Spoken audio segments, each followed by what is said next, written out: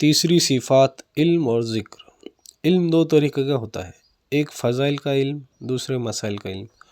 دور صحابہ میں فضائل کا علم اتنا عام تھا کہ 100% امت 100% اللہ کے احکام پر کھڑے تھے، لیکن آج ہم نے اس علم کو اپنے سامنے سے اوجھل کر دیا، جس کی وجہ سے نماز جیسا حکم بھی 100% آج امت میں زندہ نہیں ہے۔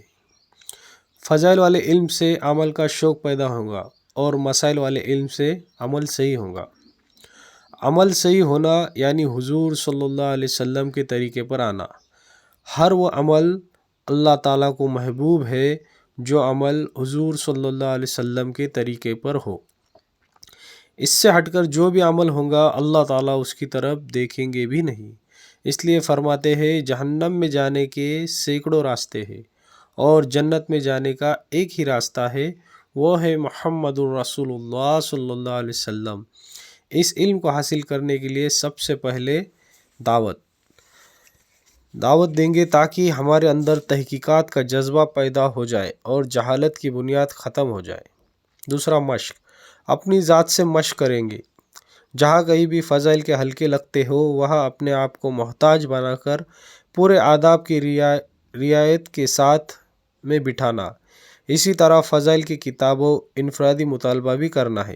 اجتماعی تعلیم کا نور الگ ہے، انفرادی تعلیم کا نور الگ ہے، اور مسائل والے علم کو اپنے مسلک کے معتبر علماء سے پوچھ کر حاصل کرنا۔ تیسرا دعا کے ذریعے سے اللہ تعالیٰ سے نفع والا علم مانگنا۔ علامت علم آنے کے بعد عمل آ رہا ہو تو سمجھنا کہ اس کی حقیقت آ رہی ہے۔ بغیر علم کے ہم اللہ کو پہچان نہیں سکتے۔ علم یہ قانونی غلامی ہے۔ اور اس کے ساتھ ہے ذکر۔ ذکر سے یہ چاہا جا رہا ہے کہ ہمارے اندر کی غفلت دور ہو جائے اور ہر وقت ہمیں اللہ کا دھیان نصیب ہو جائے۔ مخلوق کی مشغولی چاہے حلال درجے کی کیوں نہ ہو، دلوں پر غفلت لاتی ہے۔ اس غفلت کو اگر دور نہیں کیا گیا تو دل سخت ہوتا ہے اور دل میں قساوت پیدا ہوتی ہے، پھر حق بات دل پر اثر نہیں کرتی۔ اس غفلت کو دور کرنے کے لیے اللہ کا ذکر ہے۔ جب ہم ذکر کریں گے تو اللہ کا دھیان نصیب ہوگا، اللہ کا قرب پیدا ہوگا، اللہ کی محبت پیدا ہوگی اور اللہ کی معرفت نصیب ہوگی۔ اللہ کا دھیان ہمیں گناہوں سے بچائے گا، اللہ کا قرب اللہ کی محبت پیدا کرے گا، اور اللہ کی محبت اللہ کے حکموں پر چلائے گی، اور اللہ کی معرفت اللہ کی پہچان کرائیں گی۔ جب مسلمان کو اللہ کا دھیان نصیب ہو جائے تو پھر مسلمان گناہ نہیں کر سکتا۔ جیسے ایک چور چوری کر رہا ہے اور اسے پتہ چلا کہ سامنے کے دروازے سے کوئی دیکھ رہا ہے تو وہ چوری نہیں کر سکتا۔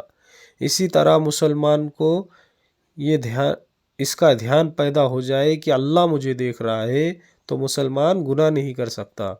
اس ذکر کو زندگی میں لانے کے لیے 3 لائن کی محنت ہے۔ سب سے پہلے دعوت، سب سے پہلے اس کی دعوت دیں گے تاکہ ہمارے اندر اللہ کا قرب اور دھیان آئے اور غفلت کی بنیاد ختم ہو جائے۔ مشق، اپنی ذات سے مشق کریں گے۔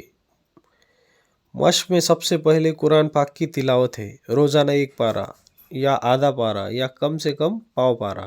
اگر پڑھنے نہیں آتا ہو تو اتنا وقت نکال کر قرآن پاک کو سیکھنے میں لگائے۔ دوسرے مسنون دعاؤں کا اہتمام ہے۔ یہ چھوٹی چھوٹی سنتیں ہیں، اس میں اللہ نے بڑا نور رکھا ہے، اس لیے اس کا اہتمام کرنا۔ تیسرے صبح شام 3 تسبیحات کی پابندی کو پورے آداب کی رعایت کے ساتھ باوضو قبلے کی طرف منہ کر کے دھیان کے ساتھ پڑھنا۔ اور تیسرا دعا، اللہ تعالیٰ سے دعا کے ذریعے سے ذکر والی صفت کو مانگنا۔ اس کی علامت، ہم گناہ کرنے سے ایسا ڈرے جیسے ہم سانپ بچھو سے ڈرتے ہیں، اور جیسے پاخانے سے جتنی گھن آتی ہے ایسے ہی گناہوں سے نفرت پیدا ہو جائے۔ ذکر یہ یاد غلامی ہے۔